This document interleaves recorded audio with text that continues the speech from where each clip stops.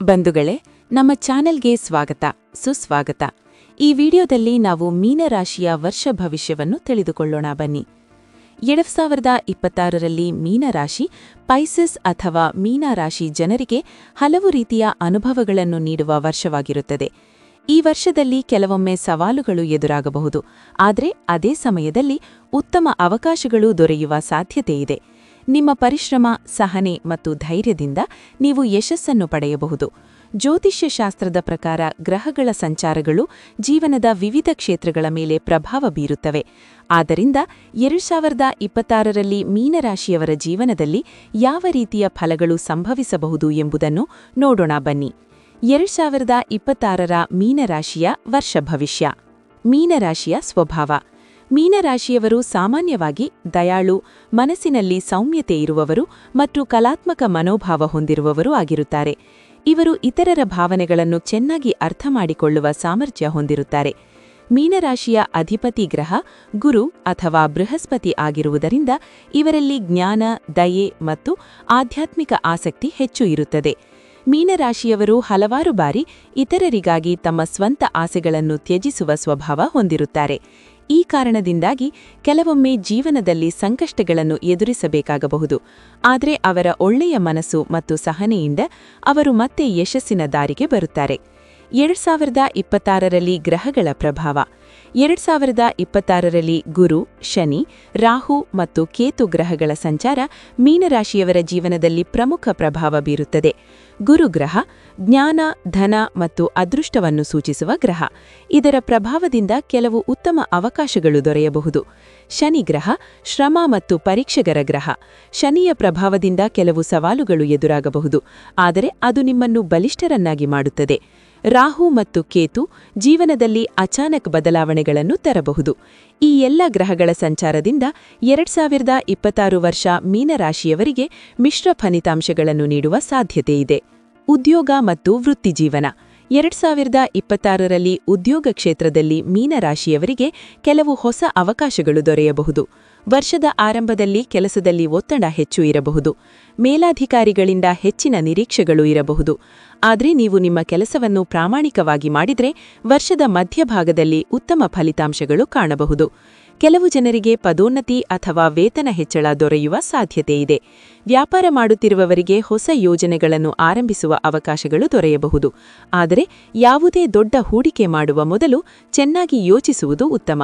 ವಿದೇಶ ಸಂಬಂಧಿತ ಕೆಲಸಗಳಲ್ಲಿ ಯಶಸ್ಸು ಸಿಗುವ ಸಾಧ್ಯತೆಯಿದೆ.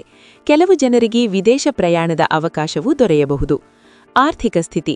2026ರಲ್ಲಿ ಮೀನರಾಶಿಯವರ ಆರ್ಥಿಕ ಪರಿಸ್ಥಿತಿ ಸಾಮಾನ್ಯವಾಗಿ ಸ್ಥಿರವಾಗಿರುತ್ತದೆ.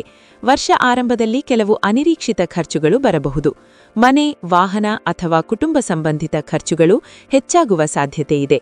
ಆದ್ದರಿಂದ ಹಣವನ್ನು ಯೋಜನೆ ಮಾಡಿಕೊಂಡು ಬಳಸುವುದು ಅಗತ್ಯ. ವರ್ಷದ ಮಧ್ಯಭಾಗದಲ್ಲಿ ಆದಾಯ ಹೆಚ್ಚಾಗುವ ಸಾಧ್ಯತೆಯಿದೆ.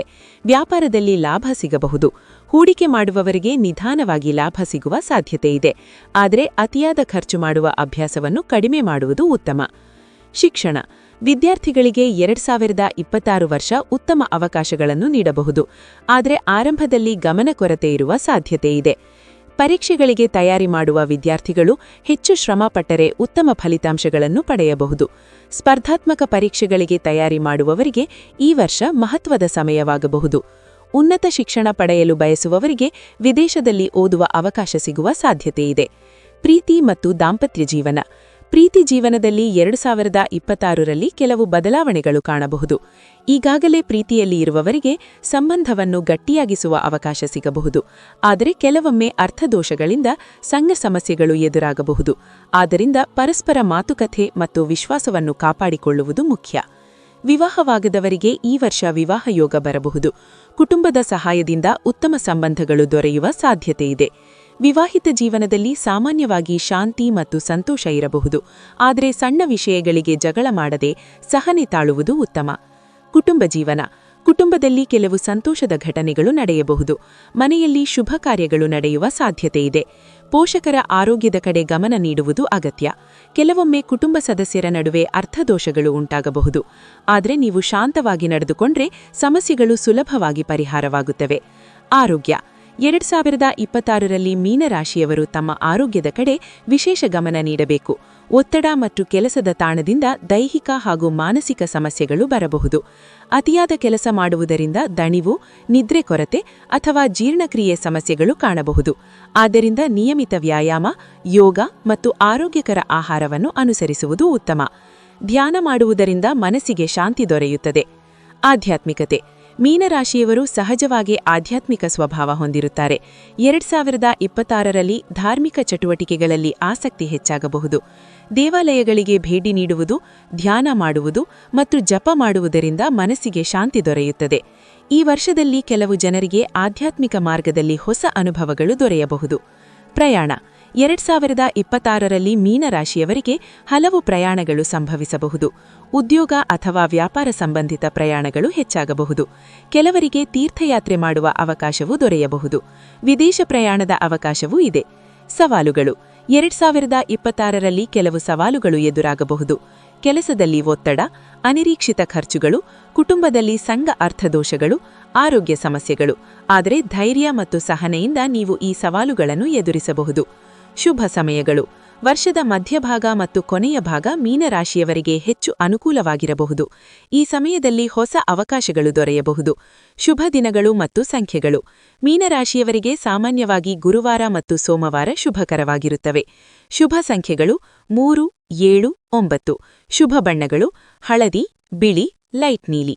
ಪರಿಹಾರಗಳು. 2026ರಲ್ಲಿ ಉತ್ತಮ ಫಲಿತಾಂಶ ಪಡೆಯಲು ಕೆಲವು ಸರಳ ಪರಿಹಾರಗಳನ್ನು ಅನುಸರಿಸಬಹುದು. ಗುರುವಾರ ದಿನ ದೇವಾಲಯಕ್ಕೆ ಹೋಗುವುದು, ಬಡವರಿಗೆ ಆಹಾರ ಅಥವಾ ದಾನ ಮಾಡುವುದು, ಹನುಮಾನ್ ಅಥವಾ ವಿಷ್ಣುವಿನ ಆರಾಧನೆ ಮಾಡುವುದು, ಧ್ಯಾನ ಮತ್ತು ಯೋಗ ಅಭ್ಯಾಸ ಮಾಡುವುದು. ಸಮಾಪ್ತಿ.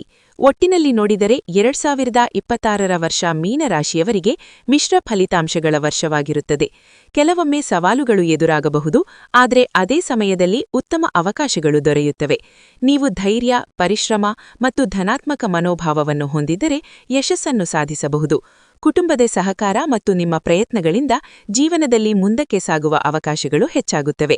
ಆದ್ದರಿಂದ 2026ನ್ನು ಆತ್ಮವಿಶ್ವಾಸದಿಂದ ಸ್ವಾಗತಿಸಿ.